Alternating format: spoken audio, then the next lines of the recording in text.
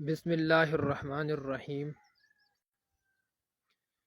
محترم میرے بزرگوں، بھائی اور میری بہنیں، آج میں صرف ایک وضاحت کے لیے حاضر ہوا ہوں کیونکہ مجھ سے ایک غلطی سرزد ہوئی، اور میرا ایمان ہے کہ عالم وہی ہوتا ہے جو اپنی غلطی کو تسلیم کر کے اصلاح کرے۔ چند دن پہلے میں نے حضرت زینب بنت جحش رضی اللہ عنہا کو سیدہ کہا اور ان کے نکاح کو بنیاد بنا کر یہ بات پیش کی کہ سیدہ کا نکاح غیر سید سے جائز ہے۔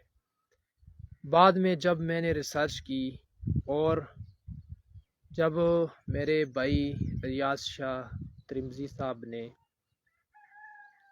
خاص طور پر مجھے اس بات کی نشاندہی کرائی اور انہوں نے مجھے بتایا، تو میں نے تحقیق کی اور تسلیم کرتا ہوں کہ حضرت زینب بنت جحش رضی اللہ عنہا سیدہ نہیں تھی، یعنی وہ حضرت فاطمہ رضی اللہ عنہا کی نسل سے نہیں تھی، بلکہ وہ نبی کریم صلی اللہ علیہ وآلہ وسلم کی پھوپھی کی بیٹی تھی اور قریش سے تعلق رکھتی تھی۔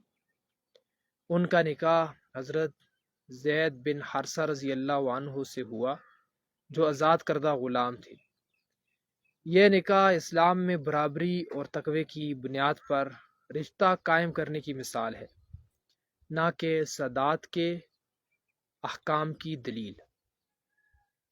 دیکھیں، سید کا جو نام ہے وہ حضرت فاطمہ رضی اللہ عنہا کی جو نسل سے جو ان کی اولاد چلی ہے، امام حسن امام حسین رضی اللہ عنہما سے، ان پر وہ بولا جاتا ہے، ان کے علاوہ کسی پر نہیں بولا جا سکتا۔